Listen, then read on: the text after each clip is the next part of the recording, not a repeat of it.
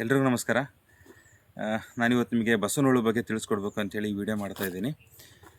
ಬಸವನಹುಳುಗಳು ಇತ್ತೀಚೆಗೆ ಎಲ್ಲ ತೋಟದಲ್ಲಿ ಯಥೇಚ್ಛವಾಗಿ ಕಾಣ್ತಾ ಇದೆ. ನಮ್ಮ ಭಾಗದಲ್ಲಿ ಮಾತ್ರ ಏನಾಗಿದೆ, ಬಸವನಹುಳುಗಳು ಕೆಲವೊಬ್ರು ರೈತರಲ್ಲಿ ತಪ್ಪು ಕಲ್ಪನೆ ಅದು, ಏನು ನಮಗೆ ಡ್ಯಾಮೇಜ್ ಮಾಡೋದಿಲ್ಲ, ಅದರಿಂದ ಏನು ತೊಂದರೆ ಆಗಲ್ಲ ಅಂತ ತುಂಬ ಜನ ತಿಳ್ಕೊಂಡಿದ್ರು. ಬಟ್ ಈಗೀಗ ಜನರಿಗೆಲ್ಲ ಅರಿವಾಗ್ತಾ ಇದೆ, ಅದರಿಂದ ಪ್ರೈಮರಿ ಡ್ಯಾಮೇಜ್ಗಿಂತ ಸೆಕೆಂಡರಿ ಡ್ಯಾಮೇಜೇ ಜಾಸ್ತಿ. ಇದು ಬ್ರಿಟಿಷ್ ಆಡಳಿತದಲ್ಲಿ ಅಲಂಕಾರಿಕ ಪರ್ಪಸ್ಸಿಗೆ ಅಂತೇಳಿ ಇದನ್ನು ಇಂಡಿಯಾಕ್ಕೆ ತೊಗೊಂಬಂದ್ರೆ ಅಲ್ಲಿಂದನೇ ಇದ್ರ ಜರ್ನಿ ಇಲ್ಲಿ ಶುರುವಾಗಿದ್ದು.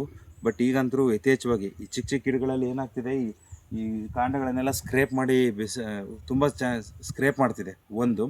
ಆಮೇಲೆ ಇದಕ್ಕೆ ಏನು ಗೊತ್ತಾ, ಮುಖ್ಯವಾಗಿ ಇದು ಗಂಡು ಹೆಣ್ಣಂತ ಸಪ್ರೇಟ್ ಇಲ್ಲ, ಯೂನಿಸೆಕ್ಸ್ ಕ್ಯಾರೆಕ್ಟರ್ ಇದು. ಎರಡೂ ಕ್ಯಾರೆಕ್ಟ್ರು ಒಂದೇ ಹುಳದಲ್ಲಿರುತ್ತೆ. ಒಂದು, ಇದಕ್ಕೆ ಕಿವಿ ಕೇಳೋದಿಲ್ಲ. ಆಮೇಲೆ ನೀವು ತೋಟದಲ್ಲಿ ಅಬ್ಸರ್ವ್ ಮಾಡ್ತೀವಿ, ಸರ್ ಕಾಣೋದೇ ಇಲ್ಲ, ನೀವು ಹೇಗೆ ಹೇಳ್ತೀರಿ ಅದು ಕಡಿತೀರ ಅಂತ ಕೇಳ್ತಾರೆ ಕೆಲವೊಬ್ಬರು. ಅದು ರಾತ್ರಿ ಹೊತ್ತು ತುಂಬ ಆ್ಯಕ್ಟಿವ್ ಇರುತ್ತೆ. ಹಾಗಾಗಿ ಅದನ್ನು ನೀವು ಆದಷ್ಟು ಎಲ್ಲರೂ ಸಾಮೂಹಿಕವಾಗಿ ಹತೋಟಿ ಮಾಡಬೇಕು. ಅದರಿಂದ ಹೇಗೆ ಸೆಕೆಂಡರಿ ಡ್ಯಾಮೇಜ್ ಆಯ್ತು ಅಂತ ನಿಮಗೆ ಫಾರ್ ಎಕ್ಸಾಂಪಲ್ ಈಗ ನಾನು ತೋರಿಸ್ಕೊಡ್ತೀನಿ. ಇತ್ತೀಚೆಗೆ ಏನಾಗ್ತಿದೆ, ಈಗ ನಾನು ನಿಮಗೆ ಚಿಕ್ಕ ಗಿಡ ಅಂತ ಒಂದು ಎಕ್ಸಾಂಪಲ್ ತೋರಿಸ್ತೀನಿ ನೋಡಿ. ಈ ಭಾಗದಲ್ಲಿ ಏನು ಮಾಡುತ್ತೆ, ಅದು ಕಟ್ ಮಾಡುತ್ತೆ. ಆಮೇಲೆ ಇಲ್ಲಿ ಈ ಭಾಗದಲ್ಲಿ ಪೂರ್ತಿ ಹಿಂಗೆ ಕಟ್ ಮಾಡಿ ಬಿಸಾಕುತ್ತೆ, ಆಯಿತಾ. ಇಲ್ಲಿ ಏನಾಗಿರುತ್ತೆ, ಇದ್ರ ಕೆಳಗಡೆ ಏನಾಗಿರುತ್ತೆ ಹೇಳಿ, ಹಿಂಗಾರಿರುತ್ತೆ.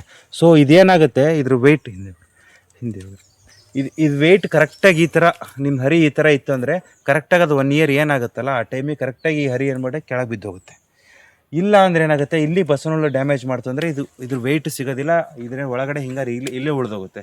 ಇದರಿಂದ ಏನಾಗುತ್ತೆ, ಒಳಗಡೆ ಇರ್ತಕ್ಕಂಥ ಹಿಂಗಾರು ಹಿಂದ್ಗಡೆ ಹುಳಗಳಾಗಿರ್ಬೋದು ಅಥವಾ ಹಿಂಗಾರು ಓಪನ್ನೇ ಆಗೋದಿಲ್ಲ.